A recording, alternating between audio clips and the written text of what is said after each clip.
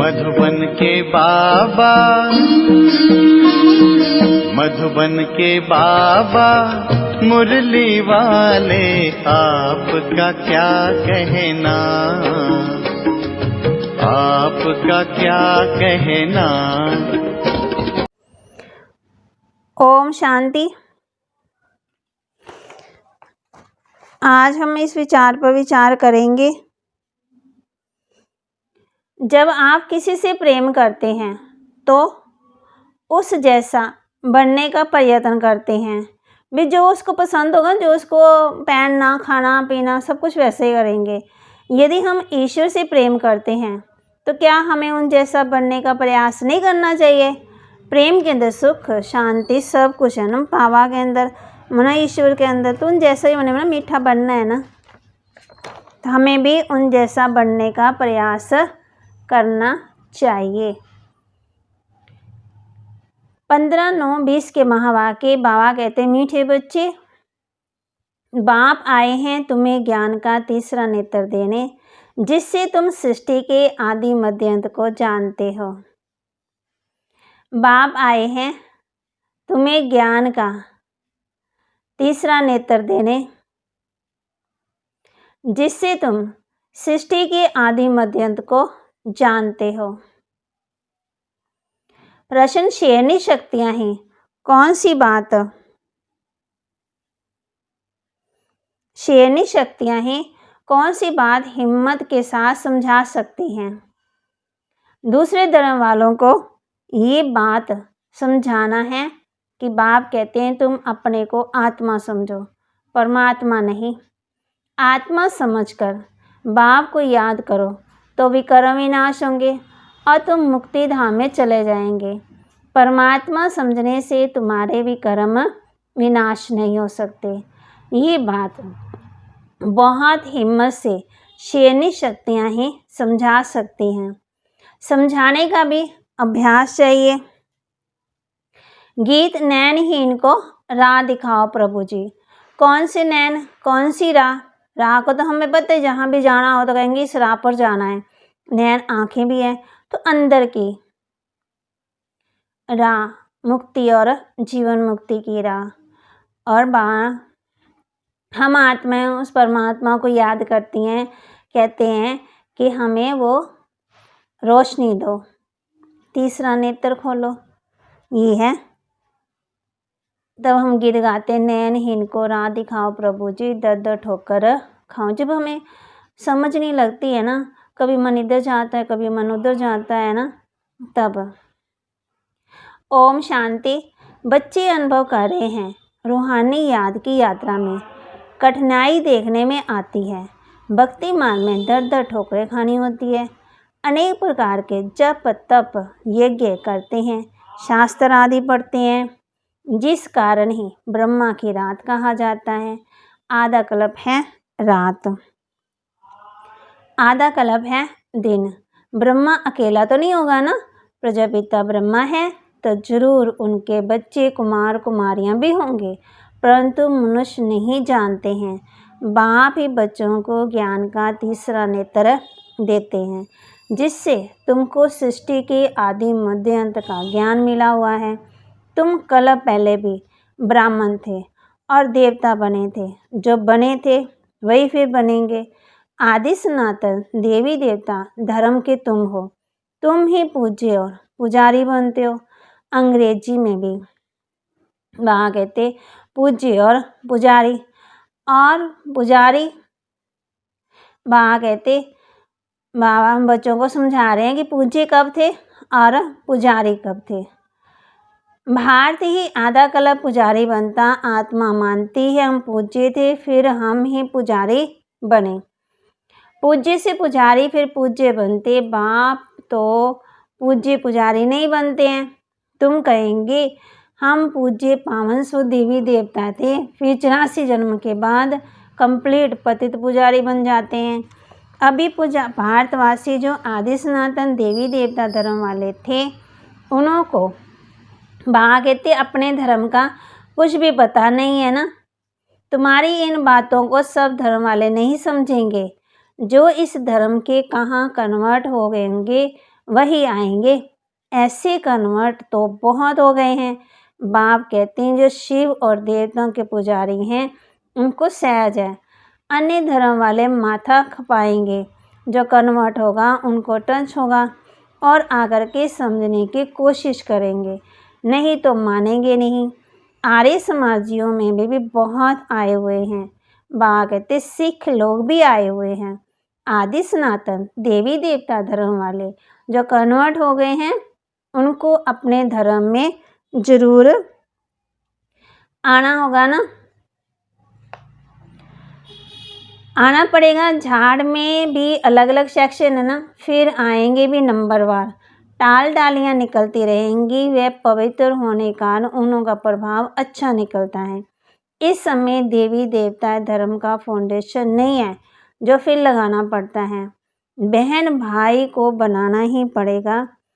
पड़े हम एक बाप के बच्चे, सब आत्माएं भाई भाई हैं, फिर भाई बहन बनते। अब जैसे कि नई सृष्टि की स्थापना हो रही है, पहले पहले है ब्राह्मण। नई सृष्टि की स्थापना में प्रजापिता ब्रह्मा तो जरूर चाहिए। ब्रह्मा द्वारा ब्राह्मण होंगे, इनको रुद्र ज्ञान यज्ञ भी कहा जाता है। इसमें ब्राह्मण जरूर चाहिए। प्रजापिता ब्रह्मा की औलाद जरूर चाहिए, वह है ग्रेट ग्रेट ग्रैंडफादर। ब्राह्मण है पहले नंबर में चोटी वाले। बाबा कहते आदम बीबी एडम ईव को मानते भी है ना। इस समय तुम पुजारी से पूज्य बन रहे हो। तुम्हारा सबसे अच्छा यादगार मंदिर दिलवाड़ा मंदिर है। नीचे तपस्या में बैठे हैं, ऊपर में राजाई और यहाँ तुम चैतन में बैठे हो। ये मंदिर खलास हो जाएंगे, फिर भक्ति मार्ग में बनेंगे। तुम जानते हो अभी हम राजयोग सीख रहे हैं, फिर नई दुनिया में जाएंगे, वह जड़ मंदिर। तुम चैतन में बैठे हो। मुख्य मंदिर ये ठीक बना हुआ है ना, स्वर्ग को नहीं तो कहाँ दिखाएं, इसलिए शत में स्वर्ग दिखाया है। इस पर बहुत अच्छा समझा सकते हैं। बोलो भारत ही स्वर्ग था, फिर अब भारत नरक है। इस धर्म वाले जड़ समझेंगे। हिंदुओं में भी देखेंगे तो अनेक प्रकार के धर्मों में जाकर पड़े हैं। तुमको बहुत मेहनत करनी पड़ती है निकालने में। बाबा ने समझाया है अपने को आत्मा समझ बाम एकम याद करो बस, और कुछ बात ही नहीं करना चाहिए। जिनका अभ्यास नहीं उनको तो बात करनी भी नहीं चाहिए, नहीं तो बीके का नाम बदनाम कर देंगे। बाबा कहते दूसरे धर्म वाले हैं तो समझाना चाहिए कि यदि तुम मुक्ति धाम में जाना चाहते हो तो अपने को आत्मा समझो और बाप को याद करो। अपने को परमात्मा नहीं समझो, बाप को याद करो। अपने बाबा कहते अपने घर को भी याद करना है। अपने को आत्मा समझ बाप को याद करेंगे तो तुम्हारे जन्म जन्मांतर के पाप कट जाएंगे और मुक्ति धाम में चले जाएंगे। तुम्हारे लिए ये मनमना भव का मंत्र ही बस है, परंतु बात करने की हिम्मत चाहिए। बाबा बच्चों को बता रहे हैं, बच्चे शेरनी शक्तियाँ ही सर्विस कर सकती हैं। सन्यासी लोग बाहर में जाकर विलायत वालों को ले आते हैं कि चलो तुमको स्पिरिचुअल नॉलेज देवें। अब वह बाप को तो जानते नहीं हैं, ब्रह्मा को भगवान समझ क्या देते हैं, इसको याद करो बस, ये मंत्र दे देते हैं। जैसे किसी चिड़िया को अपने पिंजरे में डाल देते हैं। बाबा कहते तो ऐसे ऐसे समझाने में टाइम लगता है। बाबा ने कहा था कि हर एक चित्र के ऊपर लिखा हुआ हो शिव भगवानो वाच। तुम जानते हो इस दुनिया में धनी बिगड़ सब निर्धन के हैं। पुकारते हैं ना, तुम माता पिता हम बालक तेरे। अच्छा, उनका अर्थ क्या है? ऐसे ही बोलते रहते, तुम्हारी कृपा से सुख गनेरे।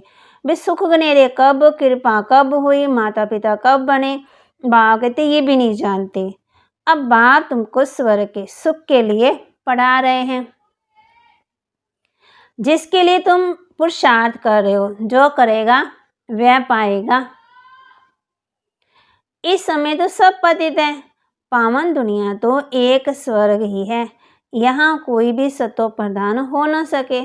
सतयुग में, सतयुग में जो सतो प्रधान थे वही तमो प्रधान पतित बन जाते हैं।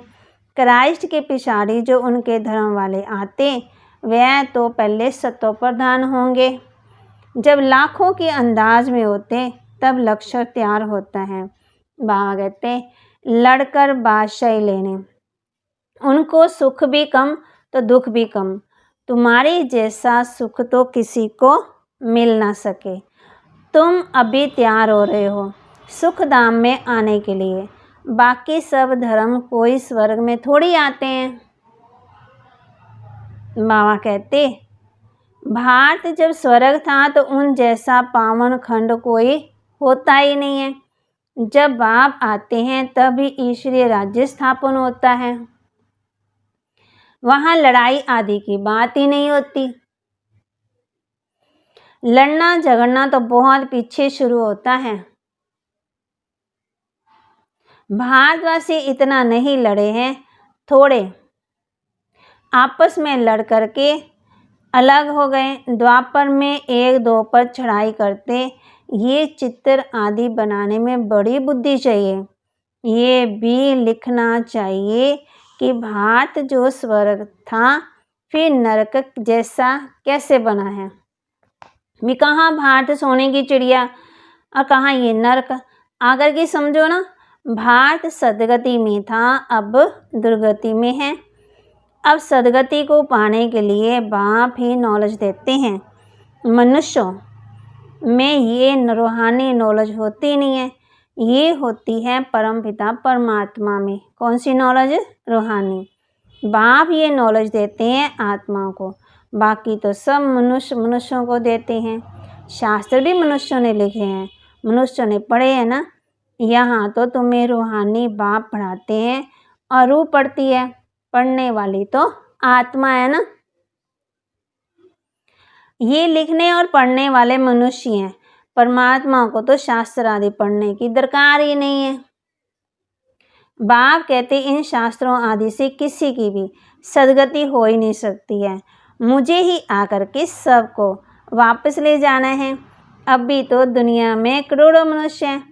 सतयुग में जब इन लक्ष्मी नारायण का राज्य था तो वहाँ 9 लाख होते हैं, मानो बहुत थोड़े होते हैं ना। बहुत छोटा झाड़ होगा। फिर विचार करो इतनी सब आत्माएं कहाँ गई। बाबा कहते जब ब्रह्म में, जब पानी में तो लीन नहीं हो गई ना। वह सब मुक्ति धाम में रहती। हर एक आत्मा अविनाशी है। बाबा कहते उनमें अविनाशी पाठ नूंदा हुआ है जो कभी मिट ही नहीं सकता है। आत्मा विनाश हो ना सके, आत्मा तो बिंदी है। बाकी निर्वाण आदि में कोई भी जाता नहीं है। सबको पाठ बजाना ही है। जब सब आत्माएं आ जाती तब मैं आकर के सबको ले जाता हूँ।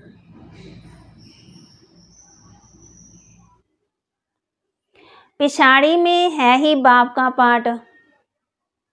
नई दुनिया की स्थापना, फिर पुरानी दुनिया का विनाश, ये भी ड्रामा में नोंद है। बाबा कहते तुम आर्य समाजियों के झुंड को समझाएंगे तो उसमें कोई देवता धर्म का होगा तो उनको टच होगा। बरोबर, ये बात तो ठीक है। परमात्मा सर्वव्यापी कैसे हो सकता है? भगवान तो बाप है ना, उनसे वर्षा मिलता है। कोई आर्य समाजी भी तुम्हारे पास आते हैं तो उनको ही सैम्पलिंग कहा जाता। बाबा कहते तुम समझाते रहो, फिर तुम्हारे कुल का जो होगा वह आ जाएगा ना। भगवान बाप ही पावन होने की युक्ति बताते हैं। भगवान आवाज माँ में कम याद करो। मैं पतित पावन हूँ, मुझे याद करने से तुम्हारे विकर्म विनाश होंगे और मुक्ति धाम में आ जाएंगे। ये पैगाम सब धर्मों वालों के लिए है। बोलो, बाप कहते हैं देह के सब धर्म छोड़ मुझे याद करो तो तुम तमो प्रधान से सतो प्रधान बन जाएंगे। मैं गुजराती हूँ, मैं फलाना हूँ, ये सब छोड़ो। बाबा कहते अपने को आत्मा समझो और बाप को याद करो। यह है योग अग्नि। संभाल कर हर कदम उठाना है ना, सब नहीं समझेंगे। बाप कहते हैं पतित पावन मैं ही हूँ, तुम सब हो पतित। निर्वाण धाम में भी पावन होने बिगड़ आ न सके। रचना के आदि मध्य अंत को भी समझना है। पूरा समझने से ऊंच पद पाएंगे। थोड़ी थोड़ी भक्ति की होगी तो थोड़ा ज्ञान समझेंगे, बहुत भक्ति की होगी तो बहुत ज्ञान उठाएंगे। बाप जो समझाते हैं उसको धारण करना है। वानप्रस्थियों के लिए और ही सहज है। बाबा कहते गृहस्थवार से किनारा कर लेते। वानप्रस्थ अवस्था 60 वर्ष के बाद होती है। गुरु भी तब करते हैं। आजकल तो छोटेपन में भी गुरु करा देते हैं, नहीं तो पहले बाप, फिर टीचर, फिर गुरु। 60 वर्ष के बाद गुरु किया जाता था। सदगति दाता तो एक ही बाप है ना, ये अनेक गुरु लोग थोड़ी हैं। ये तो सब पैसे कमाने की युक्तियां हैं। बाबा हम बच्चों को बताते हैं सदगुरु तो एक ही है, सबकी सदगति करने वाला। बाप कहते हैं मैं तुमको सब वेदों शास्त्रों का सार समझाता हूँ। ये सब भक्ति मार्ग की सामग्री है। सीढ़ी उतरना होता है, ज्ञान, भक्ति, फिर भक्ति का वैराग्य। जब ज्ञान मिलता है ना तब ही भक्ति का वैराग्य होता है। इस पुरानी दुनिया से तुमको वैराग्य होता है, बाकी दुनिया को छोड़ कहाँ जाएंगे। तुम जानते ये दुनिया ही खत्म होनी है, इसलिए अब बेहद की दुनिया का संन्यास करना है। पवित्र बनने बिगड़ तो जा ना सके। पवित्र बनने के लिए याद की यात्रा चाहिए। भारत में रक्त की नदियां होने के बाद दूध की नदियां बहेंगी। विष्णु को क्षीर सागर में दिखाते हैं ना, समझाया जाता। इस लड़ाई से मुक्ति, जीवन मुक्ति के गेट खुलते हैं। जितना तुम बच्चे आगे बढ़ेंगे उतना ही आवाज निकलता रहेगा। अब लड़ाई लगी कि लगी। एक चिंगारी में देखो आगे क्या हुआ था। समझते हैं कि लड़ेंगे जरूर, लड़ाई चलती रहती है ना। बाबा कहते एक दो के मददगार बनते रहते। तुमको भी नई दुनिया चाहिए तो पुरानी दुनिया जरूर खत्म होनी चाहिए। अगर नई दुनिया में जाना है तो पुरानी दुनिया में थोड़ी भागते, पुरानी दुनिया तो खत्म होनी है ना फिर। अच्छा, मीठे मीठे सिक्की लदे बच्चों प्रति माता पिता बाप दादा का याद प्यार और गुड मॉर्निंग। रूहानी बाप की रूहानी बच्चों को नमस्ते। रूहानी बच्चों की रूहानी बाप दादा को नमस्ते। ओम शांति। इस पुरानी दुनिया भागदे, ये पुरानी दुनिया अब खत्म होनी है। इस दुनिया का संन्यास करना है। दुनिया को छोड़कर कहाँ जाना नहीं है, लेकिन इसे बुद्धि से बोलना है। बोलने के लिए सोचो कि हम घर बार छोड़ के जंगल में चले जाते हैं। बाबा कहते नहीं, घर पे ही रहना है। सब कुछ भूलना, घर पे रह के है ना। निर्वाण धाम में जाने के लिए पूरा पावन बनना है। रचना के आदि मध्यंत को पूरा समझकर नई दुनिया में ऊंच पद पाना है। वरदान दिया बाबा ने, वरदान दे रहे बाबा बच्चों को। अलबेलेपन की नींद को तलाक देने वाले निंद्राजीत चक्रवर्ती भव। अलबेलेपन की नींद को तलाक देने वाले निंद्राजीत चक्रवर्ती भव। शास्त्र का मूर्त बन भक्तों को शास्त्र का कराने के लिए अथवा चक्रवर्ती बनने के लिए निंद्राजीत बनो। जब विनाश काल भूलता है तब अलबेलेपन की नींद आती है। भक्तों की पुकार सुनो, दुखी आत्मा के दुख की पुकार सुनो, प्यासी आत्माओं के प्रार्थना की आवाज़ सुनो, तो कभी भी अलबेलेपन की नींद नहीं आएगी। तो अब सदा जागती ज्योत बन अलबेलेपन की नींद को तलाक दो, तो शास्त्रकार मूर्त बनो। स्लोगन: तन मन धन वाणी कर्म किसी भी प्रकार से बाप के कर्तव्य में सहयोगी बनो, तो सहज योगी बन जाएंगे। तन मन धन मन वाणी कर्म किसी भी प्रकार से बाप के कर्तव्य में सहयोगी बनो, तो सहज योगी बन जाएंगे। बाबा ने आज हम बच्चों को बताया संन्यास के बारे में, और नींद को क्या देना, तलाक। निंद्राजीत बनना, फिर चक्रवर्ती राजा बनेंगे, फिर अलबेलेपन की नींद खत्म हो जाएगी ना। कहते हैं कल कर लेंगे, परसों कर लेंगे, ऐसे नहीं।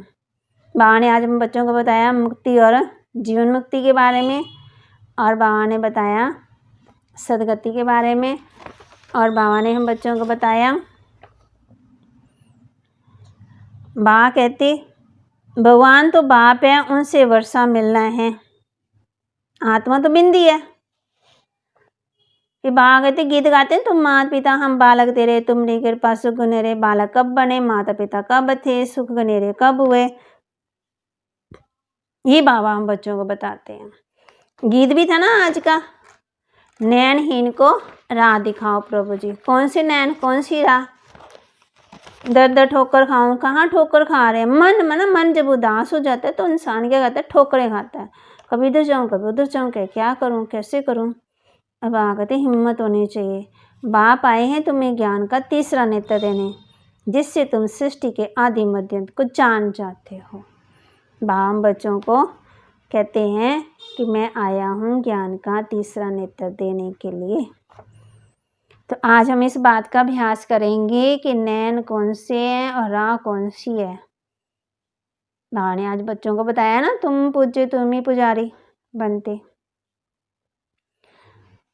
बाबा ने और क्या बताया हम बच्चों को? बाबा कहते अपने को आत्मा समझो, बस बाप को याद करो। ओम शांति।